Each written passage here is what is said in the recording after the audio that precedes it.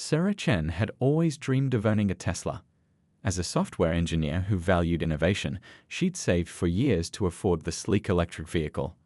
On a bright Tuesday morning, she walked into the gleaming Tesla showroom with her friend Mike, excitement bubbling inside her. The showroom was impressive, spotless floors reflecting the polished cars, ambient lighting highlighting every curve of the vehicles. Sarah approached the Model Y, her research pick for best balance of range and utility. She'd spent weeks comparing specs and watching reviews. A sales representative in a crisp black polo approached them. "Good morning. Looking for anything specific today?" he asked, making eye contact with Mike. "Actually, I'm the one interested in purchasing," Sarah said with a smile. "I've been researching the Model Y and had some questions about the charging network in our area." The salesman nodded but turned to Mike as he answered. "The supercharger network is extensive. Very straightforward, even for newcomers to EVs." Sarah tried again. "I understand the basics, but I'm curious about the integration with my home charging setup. I've already installed a 240-volt outlet in my garage." "That's getting into the technical side," the salesman said with a slight chuckle. "Maybe your boyfriend here has looked into those specifications." Mike raised his eyebrows. "She's the tech expert, not me." Sarah felt her cheeks burning but pressed on, asking detailed questions about battery degradation and software updates. Each time, the salesman shifted his body to face Mike, explaining things in unnecessarily simple terms while occasionally glancing at his watch. When Sarah asked to test drive the Model Y, the salesman hesitated. "The acceleration can be quite powerful. Are you sure you can handle it?" Many women prefer something less intense. Sarah stood still, the excitement she'd felt walking in now completely evaporated. She'd dealt with assumptions in the tech industry before, but hadn't expected this when she was the customer with the checkbook. Another sales representative approached, this one talking loudly on his phone about a high-roller client coming in later who was looking at the Plaid model, making it clear that Sarah wasn't considered a serious buyer. Mike noticed her discomfort and squeezed her shoulder supportively. "Maybe we should try another location," he whispered. But the humiliation had already set in. Sarah had prepared financially and intellectually for this purchase. She knew more about the vehicle's specifications than the condescending salespeople seemed to. Yet she was being treated as if she were merely accompanying the real customer. "I think we're done here," she said quietly. As they turned to leave, a manager approached with clipboard in hand. "Leaving so soon? Was everything satisfactory with your visit today?" He smiled widely, but his eyes were already scanning the showroom for the next prospect. Sarah paused, considering whether to explain everything that had gone wrong. But looking at his distracted expression, she simply said, "No, it wasn't," and walked out into the sunlight, the automatic doors closing behind her with a soft whoosh.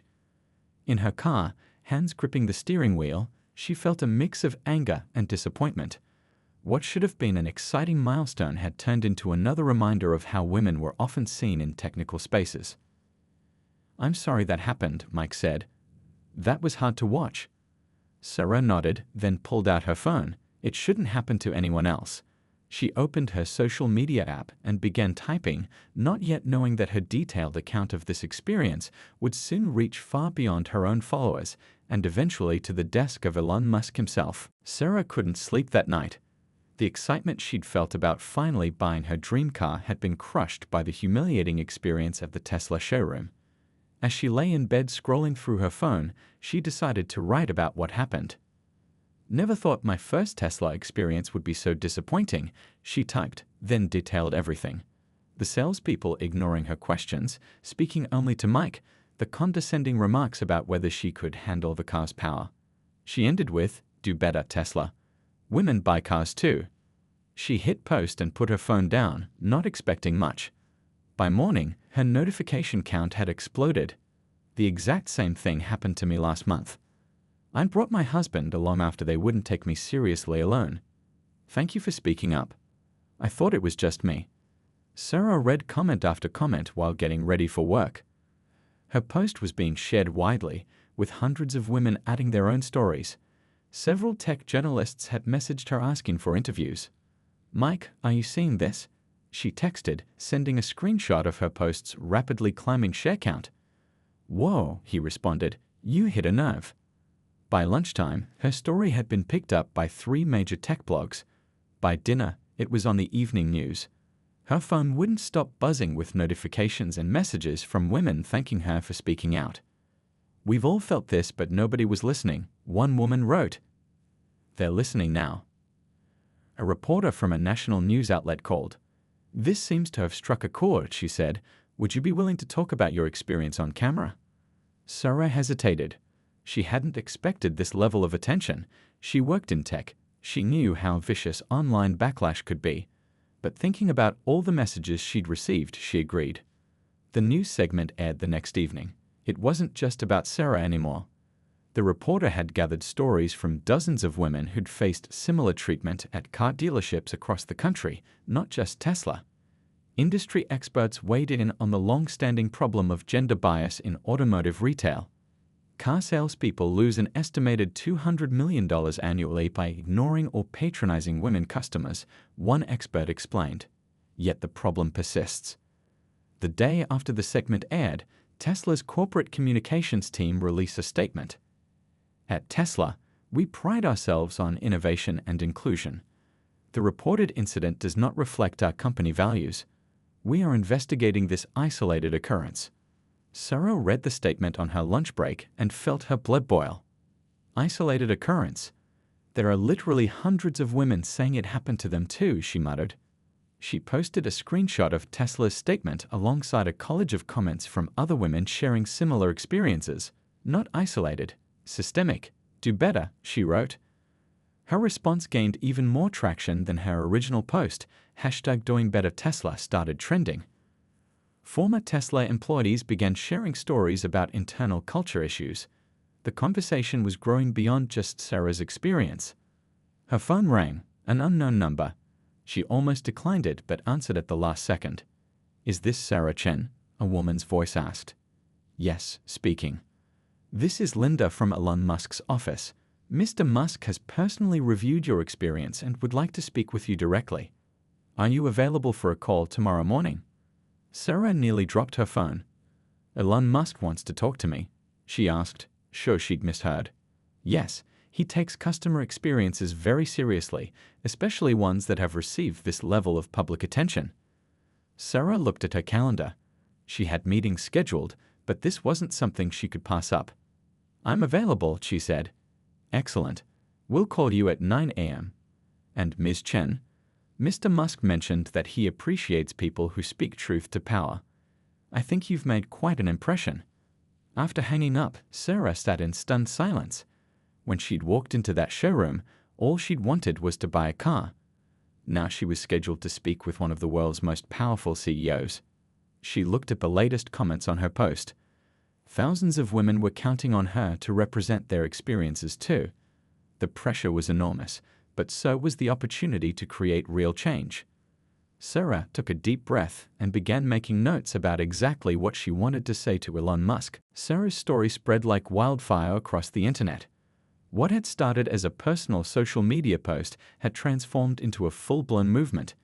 #TeslaWomen and #RespectFemale were trending nationwide, with thousands sharing similar experiences at car dealerships, electronic stores, and other technical retail spaces.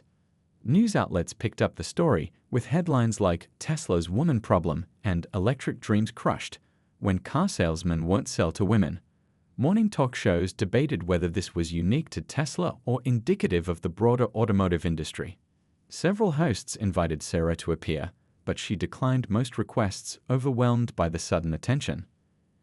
"I can't believe this blew up so much," she told Mike over coffee.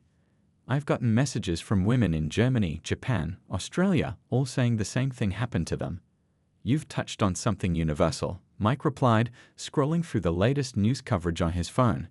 "Look, even your competitors are weighing in."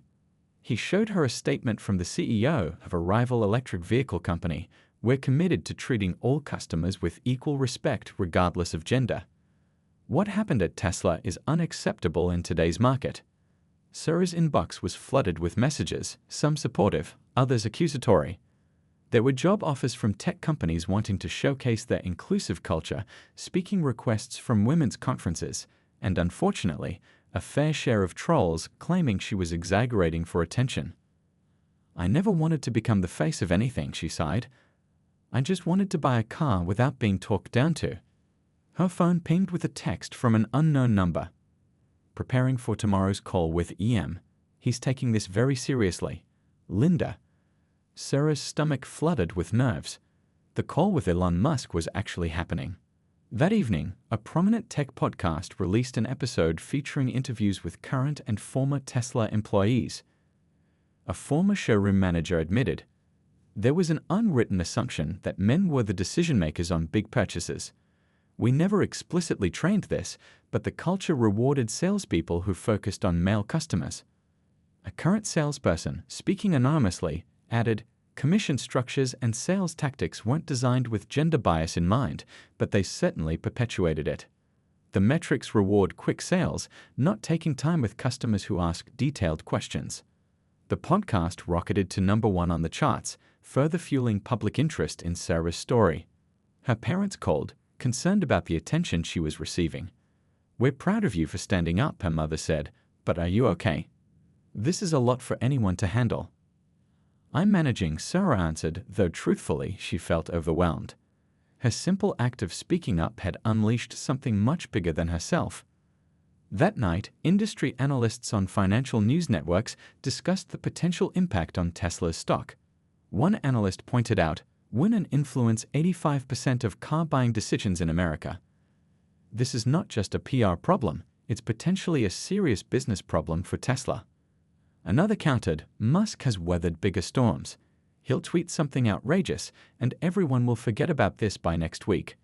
But Sarah's notification feed suggested otherwise. Women were organizing groups to visit Tesla showrooms together and document their experiences. Female Tesla owners were sharing stories of being asked, "Where's your husband?" when bringing cars in for service. The hashtags continued spreading globally. At midnight, unable to sleep, Sarah scrolled through her phone and found a new development. Tesla's stock had dipped 3% in after-hours trading. "This isn't what I wanted," she whispered to herself. She admired Tesla's mission and technology. She'd wanted to join the Tesla family, not damage the company. But the problem was real, and it needed addressing. The next morning, Sarah prepared for her call with Elon Musk. She'd made detailed notes about constructive changes Tesla could implement. She practiced speaking confidently, but not accusingly. This wasn't about punishment, it was about improvement. At exactly 9 a.m., her phone rang. "Sarah, this is Elon." His voice was immediately recognizable. The slight South African accent, the direct tone familiar from countless interviews and presentations she'd watched. "Thank you for making time," she replied, heart pounding. "No, thank you," he said, surprising her. "Nobody enjoys hearing their company failed a customer, but I'd rather know than not know. Tell me exactly what happened, no corporate filter. I want the unvarnished truth." Sarah took a deep breath and began recounting her experience, unaware that this conversation would lead to one of the most unexpected corporate responses in recent memory, and that in just 2 days, Elon Musk himself would shock the employees at that very same Tesla showroom with an unannounced visit. Tesla's public relations team scrambled to contain the growing crisis. 3 days after Sarah's story first went viral, they released an official statement that missed the mark completely. Tesla has always been a forward-thinking company dedicated to advancing sustainable transportation for all people. While we take customer complaints seriously, we believe this isolated incident does not reflect our company values or training protocols. Our sales associates are instructed to provide excellent service to every potential customer regardless of demographic factors. The statement included statistics about Tesla's diversity hiring initiatives and female leadership positions, concluding with, "We apologize if any customer has felt unwelcome and will continue our commitment to creating an inclusive environment." Sarah read the statement on her lunch break, nearly choking on her sandwich. "If any customer has felt unwelcome," she muttered. As if it's somehow our perception that's the problem. Within minutes, her phone lit up with messages from journalists seeking her response. She declined to comment immediately, wanting to process her thoughts first. The online reaction was swift and merciless. classic non-apology, read one popular comment. They're basically saying it didn't happen, but sorry if you thought it did. A prominent tech journalist tweeted, Tesla's response shows exactly why this problem persists. They're apologizing for women's feelings rather than addressing the actual behavior. Sarah's call with Elon Musk the previous day had felt promising. He'd listened attentively, asked thoughtful questions, and seemed genuinely disturbed by her experience. He'd ended the call saying, "This isn't acceptable. I'll handle it personally." But this corporate statement suggested otherwise. When a reporter from CNN texted asking for comment, Sarah finally replied, "The statement demonstrates exactly the problem. They're treating systemic issues as isolated incidents and putting the burden on customers to not feel mistreated rather than training staff not to mistreat us." Her response was quoted in articles across major news outlets. By evening, Tesla's stock had dropped another 2.5%. Financial analysts began discussing the potential long-term impact of alienating female customers in televised segments. One pundit pointed out that women controlled over $30 trillion in consumer spending globally, saying, any company that ignores this demographic does so at their peril. Tesla's competitors seized the opportunity. Ford released an ad highlighting their female engineers and diverse sales teams. Rivian announced a Women in Electric initiative offering special events for female customers to learn about their vehicles in judgment-free zones. Sarah received a LinkedIn request from Tesla's chief people officer with a message, "We should talk." The statement wasn't run by Elon and doesn't reflect his direction on this matter. Before she could respond, her phone buzzed with a text from the same unknown number as before, Linda from Elon's office. He's furious about that statement. It wasn't approved by him. Sometimes the PR team moves too slow for real change. He's taking matters into his own hands. Stay tuned. The cryptic message left Sarah puzzled. What did taking matters into his own hands mean when you were one of the world's richest people? She didn't have to wait long to find out. That evening, Elon Musk himself tweeted, "Read the recent Tesla statement on customer experience issues. Completely unacceptable corporate speak that misses the point. Real talk, we screwed up. Listening to affected customers directly and making real changes starting tomorrow. We'll share details when ready, but this stops now." The tweet accumulated 200,000 likes within an hour. Sarah's phone erupted with notifications. Friends, family, and thousands of strangers were tagging her, asking if she'd seen the tweet. News sites were already publishing stories with headlines like, "Musk overrules Tesla PR in gender bias controversy." Mike called her immediately. "Did you see what Musk tweeted? He basically threw his entire PR team under the bus." "I saw," Sarah replied, still processing. "Linda texted me saying he was taking matters into his own hands, but I didn't expect this." "That's the thing about billionaires," Mike said. "They can do whatever they want." Sarah stayed up late reading the responses to Musk's tweet. Most were positive, praising his directness, though some questioned whether anything would actually change, or if this was just typical Musk drama to distract from the real issues. As she finally prepared for bed, her phone buzzed with one final message from Linda. "Be near your phone tomorrow around 10 a.m. The showroom team that helped you is about to have an unexpected visitor." Sarah stared at the message, a mix of anxiety and vindication washing over her.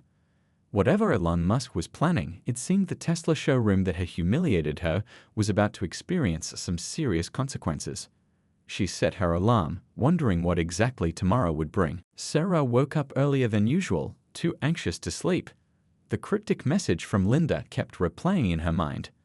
"The showroom team that helped you is about to have an unexpected visitor." What exactly was Elon Musk planning?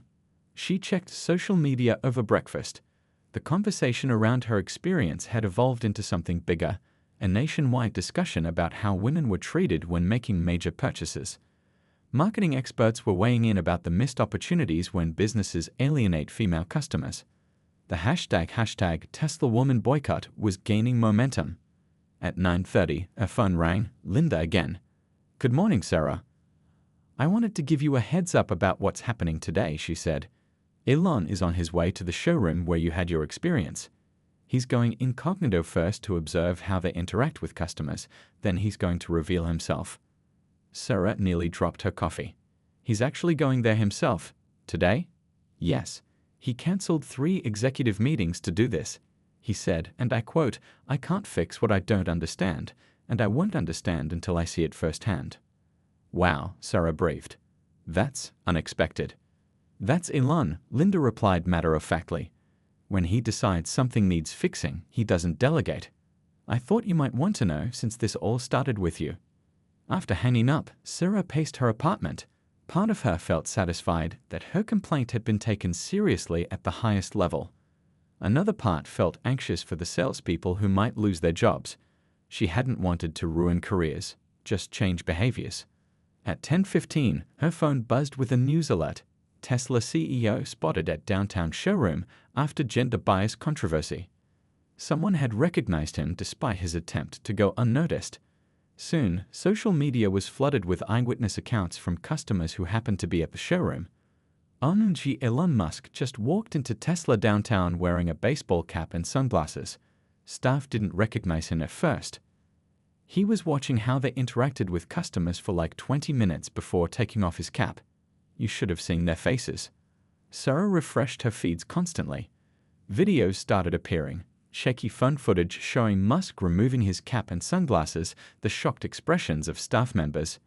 In one clip, he could be heard saying, "I'd like to speak with the manager and sales team now." By noon, more detailed accounts emerged from people who'd been inside during what social media was now calling the Musk inspection. According to witnesses, Elon had arrived with a woman in her 60s who posed as his mother interested in buying a Model Y, the same model Sarah had inquired about. They reported that salespeople had indeed directed most technical information to Musk rather than his companion, despite her asking the questions. When one salesperson suggested that this car might be a bit complicated for someone your age, Musk had apparently removed his disguise. The place went completely silent, one witness wrote. He introduced himself and said, "This is exactly what I came to see." Then they all went into a back room. At 1:30, Sarah's phone rang again. It was a number she recognized now. "Hello, Elon," she answered, still finding it surreal to be speaking directly with him. "Sarah," he said, his voice sounding tired. "I just spent 3 hours at that showroom. You were right about everything." "You actually went yourself," she said. "I'm impressed." "Don't be impressed yet. Being aware of a problem is the easy part. Fixing it is harder." He paused. "I saw exactly what you've described. The condescension, the assumption that women don't understand technology. It was painful to watch." "What happens now?" Sarah asked. "I've removed the showroom manager effective immediately. 2 sales associates are on probation, but firing people doesn't fix the culture." His voice grew more animated. "We're implementing mandatory training, but more importantly, we're changing the incentive structure. Commission will now be tied to customer satisfaction ratings across all demographics." Sarah listened, surprised by the specificity of his plans. "I'm announcing these changes company-wide today," he continued, "and I want to ask you something." "What's that?" "Would you be willing to consult with our team? Help us understand the blind spots we clearly have. We'd compensate you fairly for your time, of course." Sarah hadn't expected this turn of events. When she'd posted about her humiliating experience, she'd simply wanted to warn other women. Now the CEO of Tesla was asking for her help to fix the problem. "I'd need to think about it," she said carefully. "This has all happened very fast." "Of course. Take your time," he replied, "but not too much time. I want these changes implemented next week." As they ended the call, Sarah sat in stunned silence. The story had taken yet another unexpected turn. Her phone was already buzzing with new notifications. Elon Musk had just tweeted again. "Just visited the Tesla showroom where a customer recently had a terrible experience. What I saw was unacceptable. Major changes coming. We'll make Tesla the most inclusive car buying experience for everyone." Actions speak louder than PR statements. The news of Elon Musk's surprise showroom visit spread rapidly across the internet. Videos of him removing his disguise went viral, with millions of views within hours. Business channels ran special segments analyzing his hands-on approach to crisis management. Marketing experts praised the move as authentic leadership, while critics dismissed it as typical Musk theatrics. Sarah watched it all unfold with a mixture of amazement and anxiety. Her phone hadn't stopped buzzing with notifications. Friends, family, and complete strangers were sending messages of support, questions, and interview requests. "I never expected any of this," she told Mike over the phone. "I just wanted to warn other women about my experience, and now it's become this whole movement." "That's because you touched on something real," Mike replied. "People are tired of being treated like they don't belong in certain spaces." Sarah sighed. "And now Musk wants me to consult with Tesla. I don't even know what that means." "It means you have the chance to create real change," Mike said. "How many people get that opportunity?" The next morning, Sarah received an official email from Tesla's chief people officer with details about the consulting opportunity. The compensation was generous, far more than she expected. The role would involve reviewing training materials, participating in focus groups, and providing direct feedback on new initiatives. As she considered the offer, her doorbell rang. A delivery person handed her a package. Inside was a handwritten note from Elon Musk himself, along with a small model of a Tesla. "Thank you for having the courage to speak up. Your voice will help make Tesla better for everyone. Hope you'll join us in making real change. Elon." The gesture was unexpected and oddly personal. Sarah placed the model car on her desk while she thought about the offer. Later that day, she received a call from an unfamiliar number. "Hello, is this Sarah Chen?" a woman's voice asked. "Yes, speaking. My name is Rita. I'm the new interim manager at the Tesla showroom where you had your experience." Sarah tensed. "Oh? I wanted to reach out personally. What happened to you is unacceptable, and I want you to know we're making serious changes here." "I appreciate that," Sarah said cautiously. "The thing is," Rita continued, "the sales associate who treated you poorly, he's been put on probation, but he's devastated. He's asked to apologize to you directly. Would you be willing to hear him out?" Sarah hadn't expected this. She'd wanted accountability, but not necessarily to face the person who'd humiliated her. "I'm not sure," she admitted. "I understand completely," Rita said. "It's entirely your choice. But I thought you should know that your story has already changed how we operate. Today, I watched a salesperson spend an hour with an elderly woman, patiently explaining every feature of the Model X without a hint of condescension. That wouldn't have happened a week ago." After some thought, Sarah agreed to visit the showroom. When she arrived, the atmosphere was noticeably different.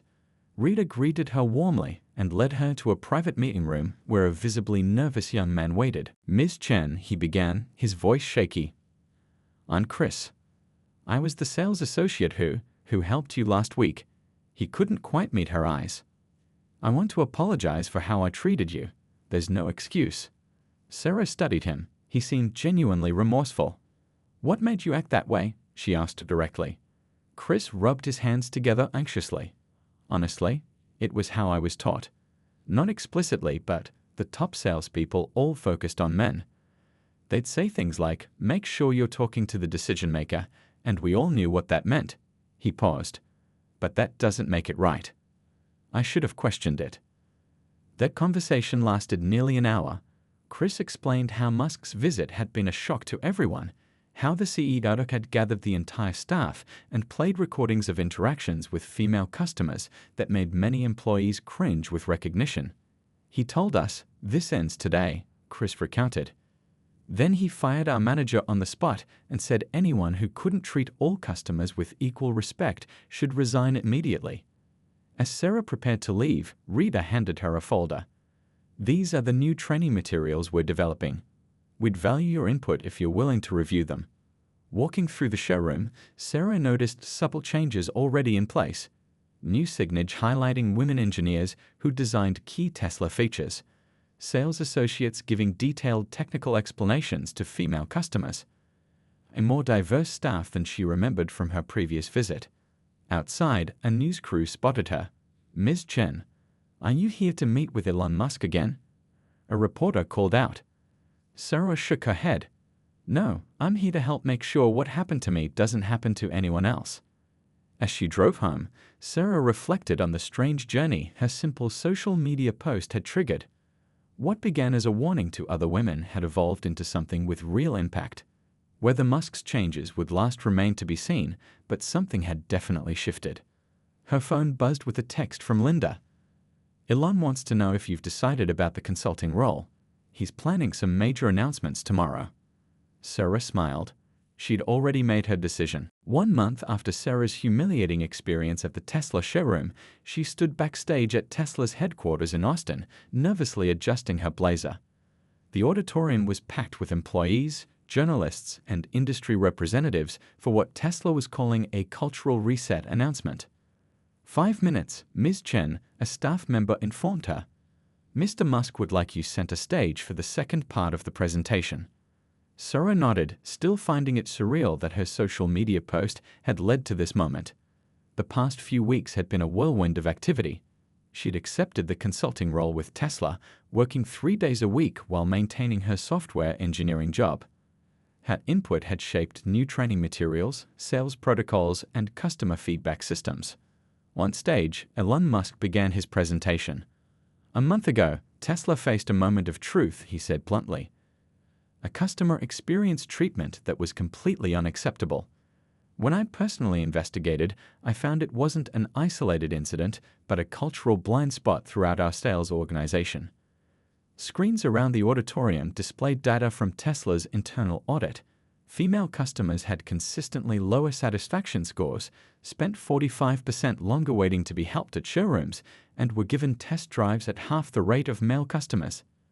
These numbers tell a clear story, Musk continued. We've been failing half our potential customers. That changes today. He outlined the changes already implemented, revised commission structures rewarding positive feedback from all demographic groups, mandatory training on unconscious bias, and mystery shoppers regularly testing how different customers were treated. But most importantly, he said, we've created a new position at Tesla, Director of Inclusive Customer Experience. I'd like to introduce the person who will lead this initiative, the woman whose courage forced us to confront our failures. Please welcome Sarah Chen. The audience applauded as Sarah walked on stage, her heart pounding. This public role wasn't something she ever sought, but she'd come to see it as a responsibility. Thank you, she began. I never expected to be here. When I visited a Tesla showroom ready to buy my dream car, I was instead treated like I didn't belong in that space, like I couldn't possibly understand the technology or make such a significant purchase decision. She paused, making eye contact with audience members. What happened next surprised me even more than the poor treatment. Thousands of women shared similar experiences, not just at Tesla, but throughout the automotive industry and beyond.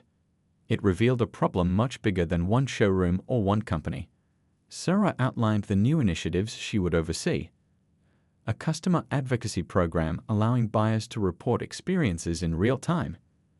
Training developed with input from women in STEM fields. Revised marketing materials featuring diverse Tesla owners. An advisory board of customers from underrepresented groups. The most exciting change, she concluded, is the new Tesla mentorship program launching next month.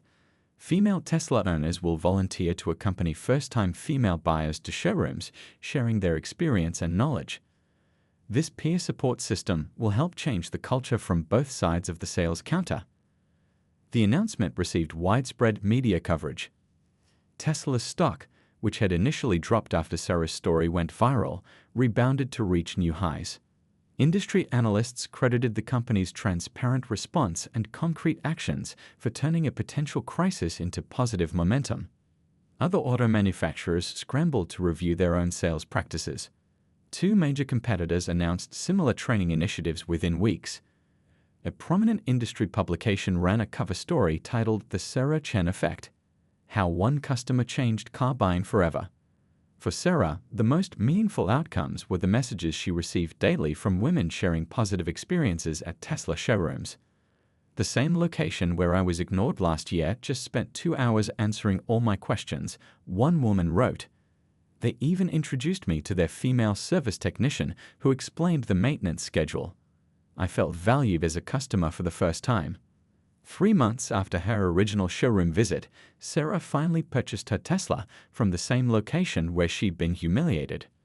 The difference in experience was stark. The staff was attentive, knowledgeable, and respectful. No condescension, no directing answers to male companions, no surprise that she understood the technical specifications. As she drove her new car home, Sarah reflected on the unexpected journey. Her simple act of speaking up had created ripples far beyond what she could have imagined.